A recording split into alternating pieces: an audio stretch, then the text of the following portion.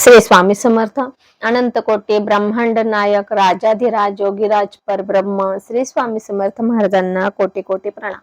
तसंच माझे हे व्हिडिओ जे सेवेकरी बघतायत त्यांना श्री स्वामी समर्थ.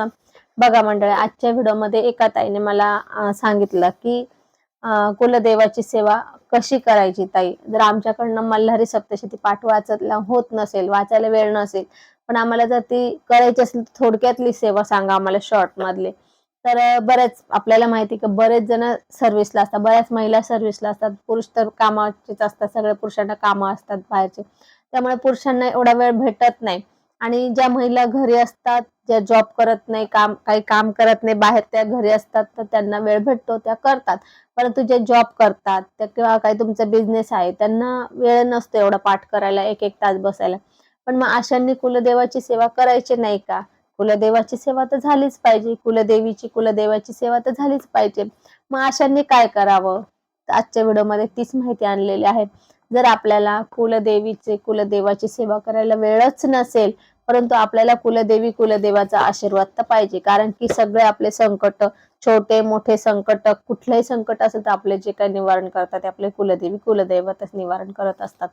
मग अशा वेळेला जर आपल्याकडून जर त्यांची काहीच सेवा झाली नाही, तर ते कसे आपल्याला आपल्या संकटांना धावून येतील, बरोबर आहे ना? मग आता जर आपल्याला ते आपल्या संकटाला धावून येतील, आपल्या सेवेला त्याचं हे होईल, म्हणजे आपल्या मागणीला ते आपली जी काय इच्छा असेल ते पूर्ण करतील, आपले संकट दूर करतील. आपल्या घरातले काम जे काही लग्न म्हणजे अडलेली कामं, जे आता माहिती, तुम्ही म्हणा घरातली कामं म्हणजे झाडू फरशी ते नाही बरं का, अडलेली कामं.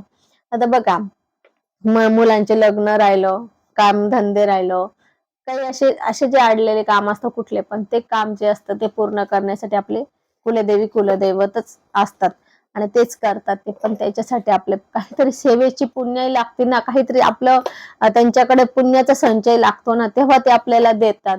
म्हणून आपल्याला कुलदेवाचा कृपा आशीर्वाद पाहिजे, त्यांची काहीतरी सेवा पाहिजे. तर म्हणजे आपली जर त्यांच्याकडे पुण्य असेल, सेवेची पुंजी असेल, त्यातून आपल्याला थोडं थोडं खर्च करता येतं.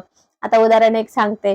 आता समजा तुमची तुम्ही काही सेवा करताय का, त्यांची सेवा करता, तुमची एवढी पोटली साचली काही, पोटली साचली, मग तुम्हाला काही काम पाहिजे, मग त्यातलं थोडस कामासाठी तुम्हाला आता उदाहरणार्थ जॉब पाहिजे, मग ह्याच एवढ्याच पुंजाई मधले थोडस घेतला, असं तुम्हाला खर्च करता येतं. म्हणजे तुम्हाला जेव्हा तुमची सेवेची पुंजी मोठी होते किंवा सेवेची पुंजी साठते, तेव्हा तुमचे काम होतात, कारण की त्या सेवेमधूनच तुमचे काम होत असतात.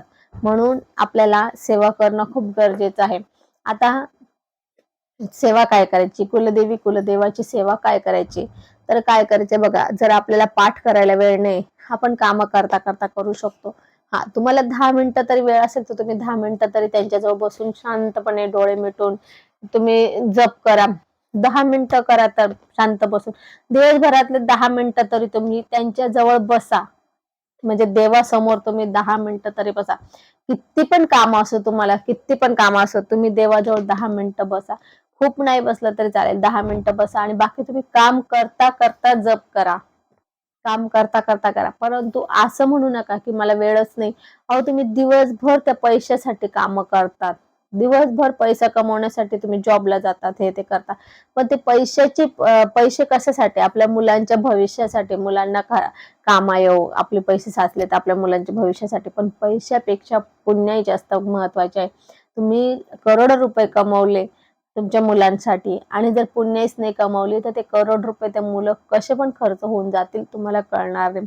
तेच पैसे तुम्ही करोड रुपये कमवण्यापेक्षा 1 लाख रुपये कमवले आणि पुण्याई जास्त कमवली, तिथे 1 लाखाचे 1 करोड नाही 10 करोड मुलं करतील.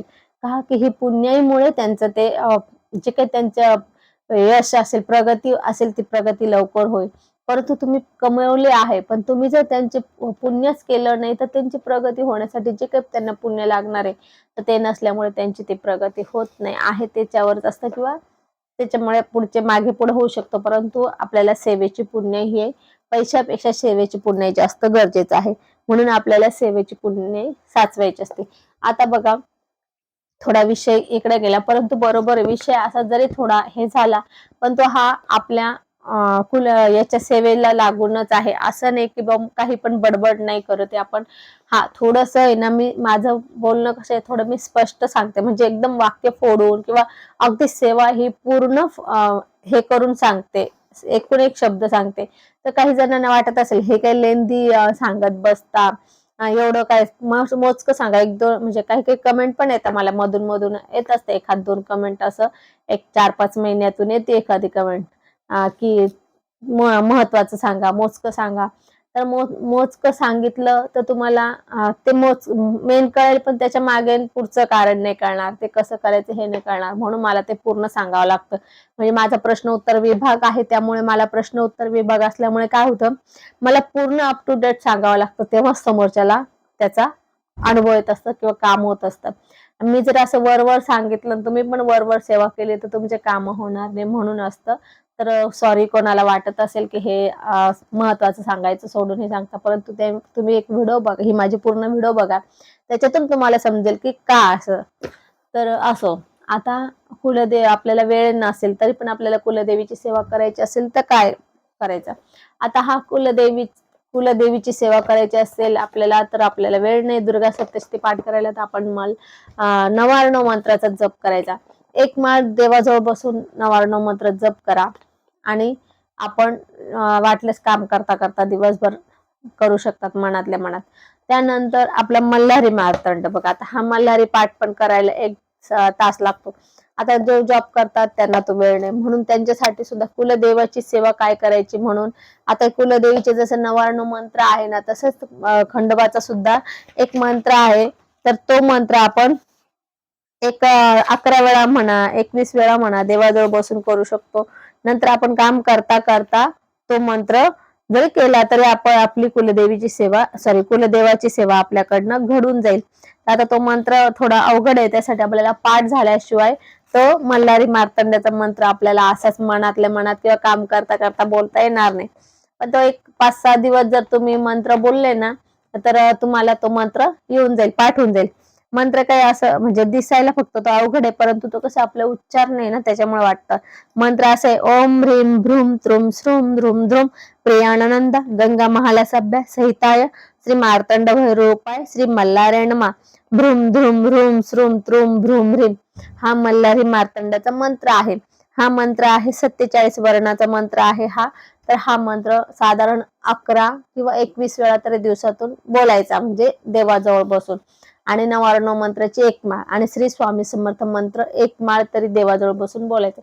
बाकी तुम्ही दिवसभरात काम करता करता, फिरता हिंडता फिरता, जे काही करत असेल तुम्ही तुमचे कर्म करता करता तुम्ही जप केला तरी चालेल. जे जॉबला आहे त्यांनी, ज्या घरी त्यांनी तर देवाजवळ बसून करा, पण जे जॉबला आहे त्यांना वेळच नाही, त्यांनी दिवसातून 10 मिनिटं काढा, कमीत कमी 10 मिनिटं तरी काढा. आयुष्यभर काम आहे, कामाने फक्त तुम्हाला पैसाच मिळणार आहे, पुण्य मिळणार नाही. पुण्य खूप गरजेचे आहे, पैशापेक्षा पुण्य आपल्या मुलासाठी गरजेचे आहे. त्यामुळे 10 मिनिटं निदान कमीत कमी एवढं काढा. आणि काय श्री स्वामी समर्थ मंत्र म्हणायला 2 मिनिटं लागतं, 1 माळ जप करायला 2 मिनिटं त्याला लागतात, 99 मंत्र 1 माळ जप करायला 3 मिनिटं लागतात. आणि हा मल्हारी मार्तंडाचा मंत्र 11 किंवा 21 वेळा 11 वेळा म्हणायला 2 मिनिटच लागतील, 2 मिनिटं पण नाही लागणार, 1 मिनिटं लागेल. 1 मिनिटं 11 वेळा मंत्र म्हणायला लागेल आणि 21 वेळा म्हणायला 2 मिनिटं धरून घ्या. तर अशा आपल्याला साधारण 5 मी तर 10 मिनिटं म्हटले, 10 मिनिटं हे करायचं, प्रार्थना वगैरे करत. जास्त नाही, तुम्ही 10 मिनिटं तरी वेळ द्या तुमच्या स्वतःसाठी, त्याची सगळे पुण्य तुमच्या पैशापेक्षाही जास्त पुण्य असणार आहे. त्यामुळे कुलदेवाचं जर सेवा आपल्याला पाठ करायला वेळ नसेल, तर आपण हे 2 मंत्र अवश्य बोलत चला रोजचे. आणि मग पाठ झालंय तर मग तुम्ही काम करता करता बोला. आता आपल्याला आजच्या व्हिडिओमध्ये हे लक्षात आले, कुलदेवाची सेवा आपल्याला करायची, पण आपल्याला पाठ वाचायला वेळ नाही, तरी पण आपण आपल्या कुलदेवीची सेवा पूर्णपणे फलश्रुती मिळण्याची ही सेवा आहे. याच्यातून आपल्याला जे काही फलश्रुती असेल ते मिळणारच आहे. आणि कुलदेवाची सेवा केल्याने आपल्याला आणि आपल्या परिवाराला त्यांचा कृपा आशीर्वाद लाभला की आपल्या परिवाराचं भलं होत असतं. म्हणून आपल्याला त्यांचा आशीर्वाद हा खूप गरजेचा असतो. तर असो, आजच्या व्हिडिओमध्ये आपल्याला हे कळालं असेल की आपल्याला जरा वेळ नाही दुर्गा सप्तशती पाठ करायला किंवा मल्हारी सप्तशती पाठ करायला वेळ नाही, तरी आपल्याला कुलदेवाची आणि कुलदेवीची सेवा करायची इच्छा असेल तर ही सेवा करा. आता तुम्ही काम करता करता तर दुर्गा सप्तशती पाठ वाचू नाही शकणार, तुम्ही गाडीवर जाताय तर वाचू नाही शकणार, तुम्ही रस्त्याने चालताय वाचू नाही शकणार. हे मग फक्त आपल्याला मंत्र जप करता येऊ शकतो, म्हणून आपण हा मंत्र जप करायचा. असो, आज आपण इथेच थांबू. झालेली सेवा स्वामींच्या चरणी अर्पण करू. आपल्याला जर माझी ही व्हिडिओ आवडली असेल तर लाईक शेअर कमेंट करा. माझ्या चॅनलला सबस्क्राईब करा. श्री स्वामी समर्थ.